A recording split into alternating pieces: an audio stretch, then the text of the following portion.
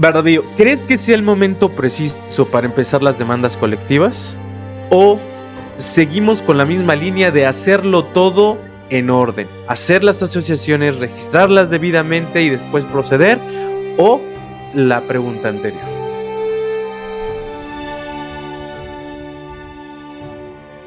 Amigos de Pensamiento Libre, ¿cuál es la resolución?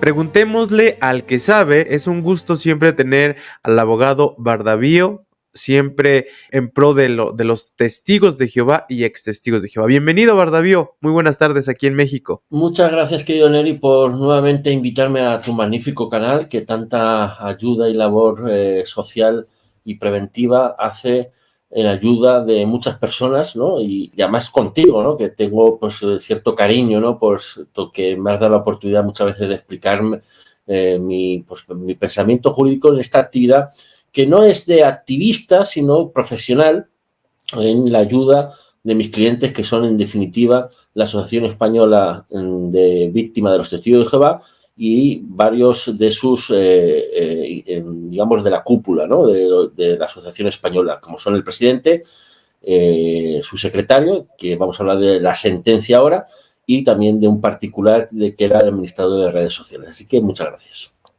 No, hombre, es un gusto y pues vámonos directo y al grano. Preguntémonos, porque cuando salen este tipo de noticias, tal vez hay medios que son principales que enfocan la noticia a algo en particular. Por ejemplo, los extestigos de Jehová y los que estamos detenidamente siguiendo este caso, por supuesto que queremos excelentes noticias, pero para no compartir información que no sea la correcta, al grano. ¿Es la primera vez que un testigo de Jehová es demandado directamente por la JW? Por lo menos en España. ¿Es correcto? Exactamente. En España, la confesión religiosa ha demandado particularmente a tres personas: al presidente, al secretario de la asociación, que es Enrique Carmona, y al administrador de redes sociales, que es Gabriel Pedrero. Y luego, posteriormente, a la Asociación Española de Víctimas también. ¿Qué les molestaba o qué no les gusta a la JW? ¿Que exista un nombre? ¿Que exista una red social? No, lo que no les gusta es que se hable de forma crítica de la confesión religiosa, y por eso ha atacado a una asociación de víctimas, la española, a su presidente, a su secretario y al administrador de redes sociales. Lo que quieren es que estas personas que son tan, digamos, activistas y que dan la cara a favor de las personas que se consideran víctimas, pues que no sigan hablando. Ok, dañan su reputación, su imagen es lo que más les interesa. Creo que nos estamos dando cuenta desde este lado que no les interesa mucho las víctimas, sino la imagen de lo que proyectan ante el mundo. Bien, en este caso del juicio que se hizo, me gustaría tomar en cuenta esto sobre el tema del ostracismo, que esta palabra se volvió famosa entre los testigos de Jehová, este tipo de rechazo que existe. ¿Nos podrías confirmar nuevamente si los testigos de Jehová en ese juicio negaron que existe el ostracismo? Bien, lo voy a resumir lo mejor posible. El caso, el viernes pasado salió la sentencia de la confesión religiosa contra el secretario de la Asociación de Víctimas de los Testigos de Jehová. Es decir, la confesión religiosa demandaba particularmente manifestaciones que hizo el secretario de la confesión religiosa en el vídeo de presentación de la Asociación de Víctimas. Durante 30 minutos estuvo hablando de forma crítica sobre los testigos de Jehová. Y esta sentencia, por decirlo de forma clara y concisa, el juez, o mejor dicho, por primera vez un juez manifiesta en una sentencia que los miembros de los testigos de Jehová practican el ostracismo, es decir, dejan de hablar a personas que han sido expulsadas o se han desasociado de los testigos de Jehová. Pero es que además añade que el ostracismo que practican los miembros de los testigos de Jehová causa trastornos psicológicos y enfermedades mentales, cosa que por primera vez en España un juez lo dice. Correcto. ¿Y los testigos de Jehová lo negaron? ¿Ellos en su declaración a favor confirmaron eso? Bien, los testigos de Jehová cuando declararon no eran claros. Es decir, a la pregunta si se practicaba el ostracismo no te decían ni que sí ni que no, sino que era todo maravilloso. Que era maravilloso salir de los testigos de Jehová, que lo pueden hacer cuando quieran sin ningún tipo de repercusión. Y ante mis insistentes preguntas durante mucho tiempo, muchas preguntas, por poner un ejemplo, ¿esto es un lápiz? Contestaban, bueno, es algo amarillo. Oiga, pero esto es un lápiz. No, es que es más bien una cosa amarilla y negra. Pero esto es un lápiz, bueno, tiene punta. Esto es un lápiz, bueno, tiene una goma. Oiga, ¿es un lápiz o no es un lápiz? Y al final decían, sí, se practica, dejamos de hablar a los expulsados y desasociados por cuestiones de principios bíblicos en las que creemos. Entonces, aunque no lo negaron, pero les fue difícil aceptar una realidad que está presente, ¿no? Exactamente, porque yo creo que a nivel mediático quizá no sea del todo conveniente que la sociedad sepa dos cosas, que los testigos de Jehová, por principios bíblicos, practican el ostracismo de los expulsados y desasociados, y segundo, como decía el juez, que lógicamente ese ostracismo causa enfermedades mentales y trastornos psicológicos. Por supuesto que sí. Entonces, dejando el contexto claro, que se empezaron a demandar individualmente a estas tres partes, entonces nada más retomamos la del secretario, Enrique Carmona, ¿vale?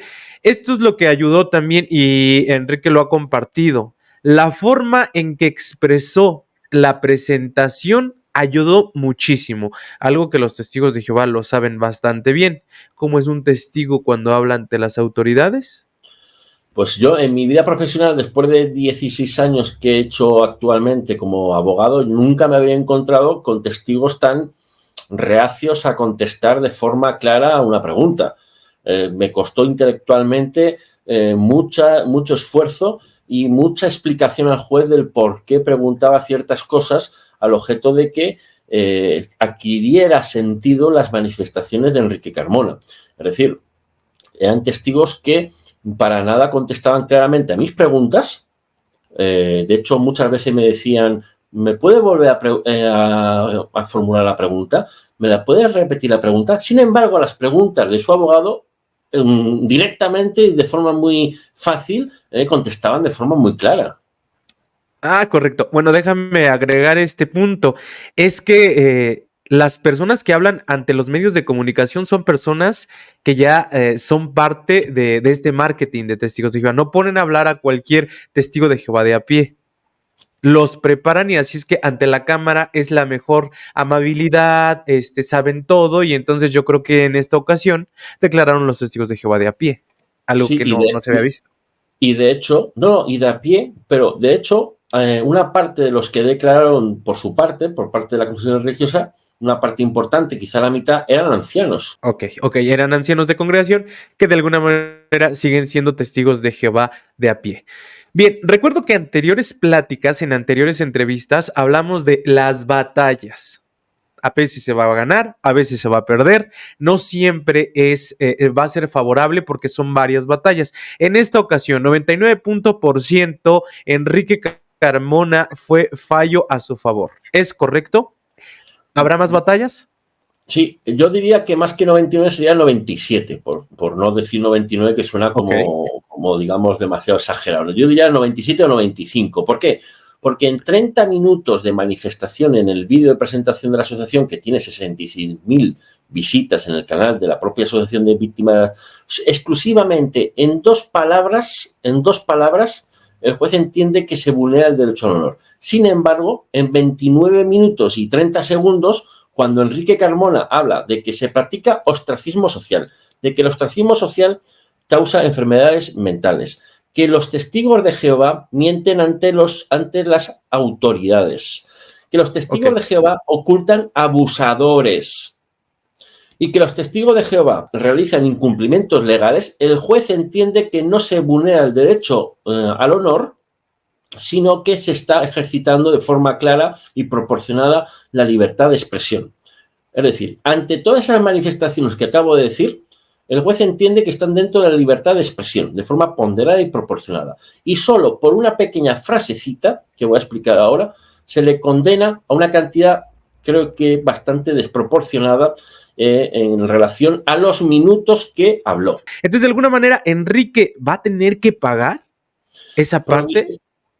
Provisionalmente, es decir, la sentencia no es firme. Es decir, es una sentencia que vamos a recurrir, ya tengo orden del cliente de recurrirla, tenemos el plazo desde el viernes pasado de 20 días hábiles para poder recurrirla y la vamos a recurrir y tengo pues la firme convicción, tengo esperanzas porque el caso lo va a analizar un tribunal con 3 magistrados, no solo uno como en este caso, esta sentencia, sino va a haber 3.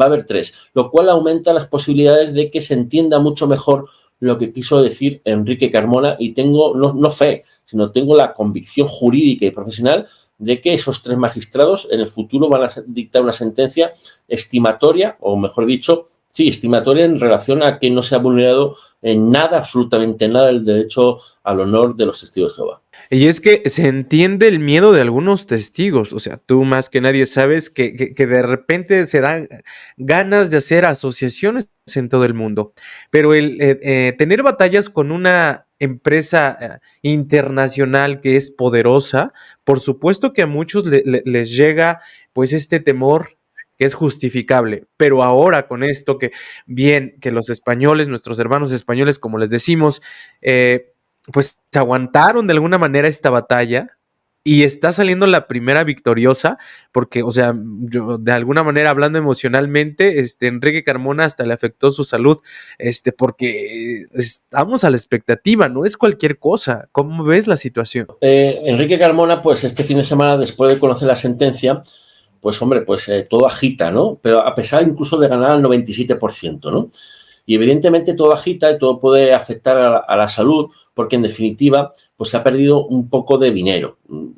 Para explicarlo de forma más taxativa, se ha perdido lo que uno trabaja durante 5 meses mínimamente, como mínimo en España. Es decir, hay un salario mínimo interprofesional en España, un salario mínimo que toda empresa tiene que pagar a cualquier trabajador cuando realiza jornada completa, y lo que ha perdido sería el equivalente a 5 meses de trabajo, de 5 meses de trabajo en su cantidad mínima. Es decir, pues eso siempre afecta porque hay que pagarlo, pero no hay que pagarlo, digamos, de forma firme. Ahí está el recurso de apelación que vamos a interponer y tengo muchas esperanzas. Pero para llegar a un punto, digamos, más crítico respecto a tu pregunta, realmente la sentencia es muy positiva porque ten en cuenta que Enrique Carmona expuso en 30 minutos todas las problemáticas que se denuncian de los testigos de Jehová. Todas. Tema, dijo, de encubrimiento u ocultación de abusadores. Tema de mentira ante las autoridades. Tema de ostracismo y trastornos psicológicos. Tema de incumplimientos legales, digamos de forma continuada. Y el juez ha entendido que esas manifestaciones eran unas manifestaciones genéricas, abstractas, que no se pueden, no se puede extraer nada concreto que pueda vulnerar de forma concreta el derecho al honor de los testigos de Jehová. Es decir, que de todo lo que todo el mundo, por decirlo de alguna manera, dice de forma, digamos, al unísono o global en muchos canales de YouTube, en muchos medios de comunicación, pues el juez igualmente entiende que no se vulnera el derecho al honor, sino lo que impera es la libertad de expresión porque las manifestaciones son proporcionadas. Oye, ¿actualmente sigue siendo Mario Bonacho el abogado de los testigos de Jehová? Bueno, en algún caso sí. Los testigos de Jehová han contratado a otro despacho de abogados diferente, que fue el que se presentó en el juicio de Enrique Carmona. Son abogados, creo yo, del mundo, tampoco lo puedo dar fe, pero bueno, pues uno ya va conociendo. Escuchas. Y ya uno ve cómo se comporta el compañero, etcétera, y entiendo que también, al igual, como dijo el propio Mario Bonacho, creo que lo dijo en algún momento, pues bueno, pues que no pertenecía a los testigos de Jehová. Yo me imagino que este despacho tampoco pertenece, son despachos o abogados del mundo, pero llamativamente, después de hacer 2 juicios, el de la asociación y el de Gabriel, que es el administrador de redes sociales, que también fue demandado, llamativamente en este tercer juicio contratan o ponen a otro abogado distinto, a otro despacho distinto. Esto pasa cuando un caso se está saliendo de control. Incluso dentro de sus congregaciones, la gente que es Pimo y que tiene contacto con nosotros nos manda información de cómo están solicitando nuevos abogados, nuevo personal, porque es necesario. Claro, yo creo, a ver, podemos llegar a esa interpretación, efectivamente. Cuando algo a lo mejor no te gusta, pues cambias. Porque cuando algo te gusta, no sueles cambiar. De momento a mí, mis clientes no me han cambiado, no han contratado a otro abogado, pueden hacerlo cuando quieran, porque a lo mejor pues no les gusta lo que hago, es legítimo, pero evidentemente si yo ahora mismo no hago el juicio de Israel Flores, que aún no tenemos fecha de juicio, pues seguramente será porque a lo mejor no entienden que mi trabajo no es como ellos desean y están en su derecho. Por lo tanto, yo entiendo que han contratado otro despacho, seguramente porque no están contentos o quieren llevar otra línea de defensa, cosa que no he visto, es decir, no han cambiado de línea de defensa, de cómo exponer el caso, y por lo tanto, pues un abogado más o un despacho de abogados más, además de los 9 que se presentan a los juicios, entre ellos abogados, por lo que tengo entendido, de la Watchtower de Nueva York, es decir, abogados americanos. Ok. Bernardillo, ¿crees que sea el momento preciso para empezar las demandas colectivas? ¿O seguimos con la misma línea de hacerlo todo en orden? Como siempre nos recomendaste al inicio de este tipo de eventos. ¿Hacer las asociaciones, registrarlas debidamente y después proceder? ¿O la pregunta anterior? Pues yo tengo claro que si hay personas que se sienten víctimas y estos juicios en España les puede, digamos, dar cierta fortaleza, porque más o menos hoy, este viernes, esta sentencia la hemos ganado al 97%, lo más conveniente es siempre unirse. Una víctima sola tiene menos oportunidades para un tema tan complejo, con tantos detalles, que no se entiende solo con el propio testimonio o caso particular muchas veces de una sola víctima o presunta víctima o persona que se considera víctima. Este tipo de casos, lamentablemente, solo se entienden, a mi modo de ver, cuando muchas personas dan su testimonio, dan sus pruebas y se puede ver quizá una dinámica general, no solo en España, no solo en México, sino una dinámica quizá ordenada desde otro país o una dinámica, digamos, unísona o uniforme del mismo estilo. Por lo tanto, yo entiendo que solo a través de asociaciones en donde se pueda ordenar convenientemente los testimonios, las pruebas, darían frutos para poder hacer entender en cada país o a nivel internacional lo que demandan personas que se sienten víctimas de los testigos de Jehová. Que fue el caso de esta asociación, se registró debidamente, se siguió un protocolo y ahora tenemos este tipo de veredicto final. Bueno, ¿es final? ¿Habrán más victorias o más derrotas? Bien, tenemos nos queda pendiente un juicio que es el de Israel Flores como presidente de la asociación, no tenemos fecha aún, porque esa jueza está esperando a ver qué pasa con el juicio de la asociación. El juicio contra la Asociación Española de Víctimas. ¿Por qué? Porque las manifestaciones que hace el presidente son las mismas o prácticamente las mismas que lo que dice la asociación. Claro, el presidente de asociación no se pueden deslindar tan fácilmente las manifestaciones. Sin embargo, los testigos de Jehová demandaron a uno y a otro, cosa que luego parece ser se arrepintieron e intentaron unificar las dos demandas, pero las juezas dijeron que no. Es decir, hay dos procedimientos, nos quedan por resolver como sentencia 3, la de la asociación, la de Gabriel Pedrero y la de Israel Flores. Por lo tanto, hay muchas aún oportunidades de victoria, es decir, de rascar, de que jueces hagan declaraciones tan contundentes como el juez del tema de Enrique Carmona, es decir, que hay ostracismo y que hay trastornos psicológicos causados por el ostracismo, y por lo tanto otros jueces pueden llegar a conclusiones mucho más contundentes o otro tipo de manifestaciones contundentes que si las unimos luego da sentido quizá a que ciertas personas que se sientan víctimas se animen a asociarse, inclusive a llegar a interponer una demanda colectiva. Correcto.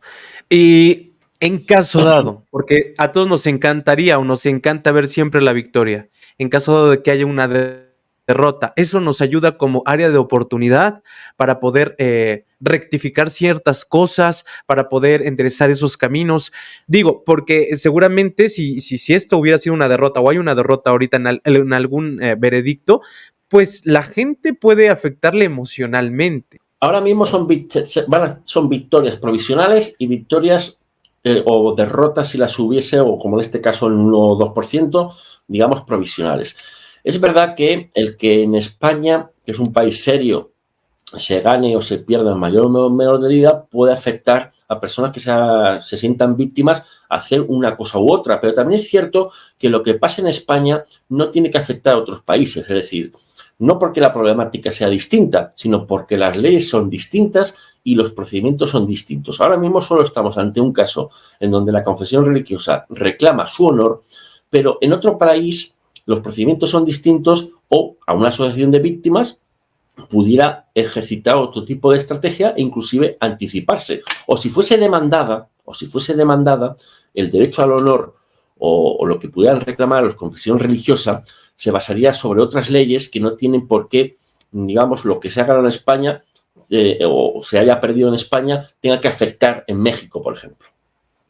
Correcto. Entonces, cada país debe de tomar sus propias, pues, responsabilidades y atacar desde la forma, bueno, si se pudiera decir atacar, o mejor dicho, o reorganizarse para tener una mejor Sí, solución. más que atacar, como tú bien has corregido, es activar y reclamar los derechos. Es decir, cuando hay una persona de la clase que sea que entienda y entiende que sus derechos han sido vulnerados, tiene el derecho a activar un procedimiento judicial al objeto de reclamar sus derechos para que se le repongan, para que se le lleguen, digamos, a restituir. Y eso está en base o depende de cada legislación de cada país.